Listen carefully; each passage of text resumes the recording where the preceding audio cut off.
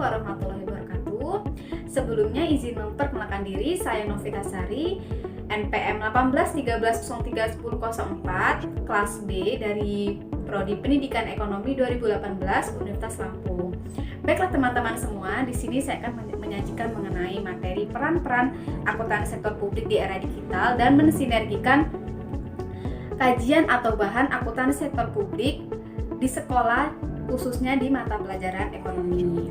Di sini saya akan menjelaskan mengenai peran akuntansi sektor publik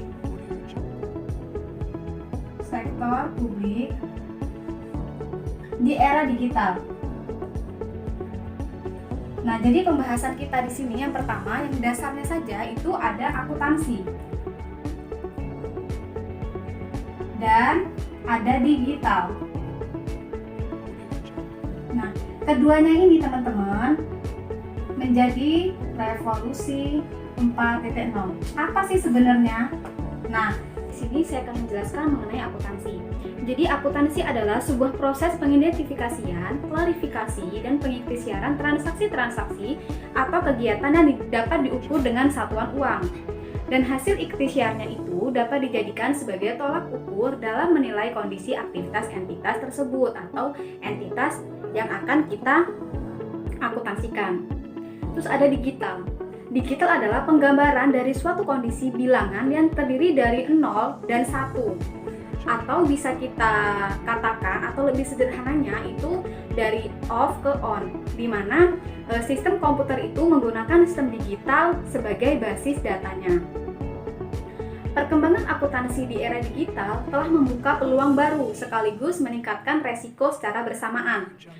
Perubahan itulah yang memberikan dampak signifikan dalam perkembangan akuntansi dan auditing di Indonesia maupun di seluruh dunia. Memasuki era digital, para akuntan harus menyesuaikan diri dengan adanya perkembangan teknologi, khususnya sistem keamanan informasi terkait dengan aset-aset yang kritis dari klien. Adanya akuntan tersebut di era digital membuat para akuntan menjadi lebih mudah dalam mengakses data maupun laporan keuangan. Wali Menteri Keuangan sekaligus Ketua Dewan Pengurus Nasional Ikatan Akuntansi Indonesia (IEI), Bapak Mardiasmo mengatakan peranan akuntan sekarang ini tidak lagi memacu pada bookkeeping, akan tetapi mencangkup pola pengendalian internal ataupun eksternal. Nah, analisis itu akan berpindah dari sistem retrospektif menjadi prediktif. Tip dari International Edition of Accounting and Business Magazine edisi Desember 2016, Roger Ledwood and Catherine Chris menyebutkan 4 langkah yang harus diambil dari akuntan dalam menghadapi revolusi industri 4.0. Ada kesadaran, pendidikan, pengembangan profesi, dan penerapan standar tinggi.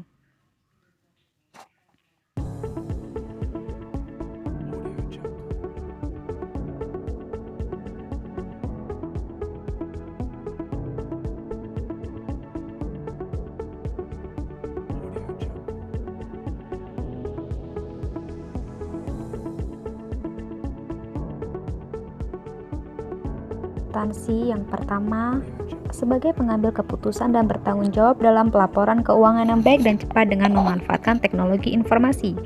Yang kedua, berperan sebagai pendukung dan memberikan analisis terhadap sebab akibat kebijaksanaan manajemen perusahaan yang akan terlihat jelas pada saat auditor publik.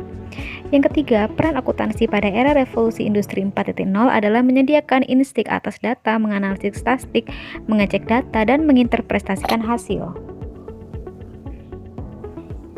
Pembahasan selanjutnya yaitu mensinergikan kajian atau bahan akuntansi sektor publik di sekolah, khususnya di mata pelajaran ekonomi. Penggunaan kajian akuntansi sektor publik di sektor pendidikan atau pembelajaran memiliki peranan penting.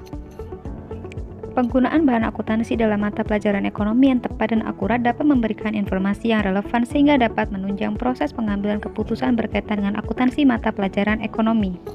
Dapat kita ketahui bahwasanya pelajaran akuntansi atau pelajaran ekonomi sering dipandang sebagai mata pelajaran yang sulit sehingga kurang diminati oleh sebagian siswa karena selalu menggunakan analisa yang tinggi dalam memasukkan angka-angka pada akun-akun yang sesuai dengan transaksi ataupun soal-soalnya.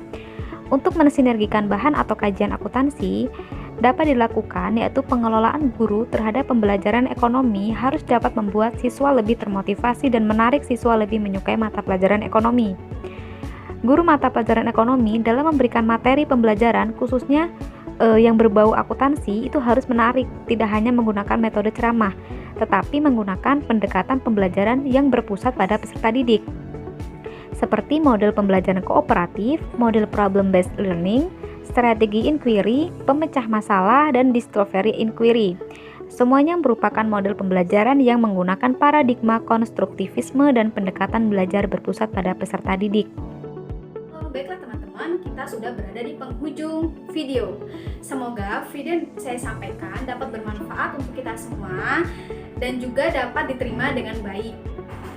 Mungkin jika ada kesalahan ataupun penyampaian katanya kurang pas, saya mohon maaf karena memang sejatinya manusia itu tidak ada yang sempurna. Baiklah, saya akhiri. Wabillahi taufiq wal hidayah. Wassalamualaikum warahmatullahi wabarakatuh. Terima kasih. Sampai jumpa. Dadah. See you.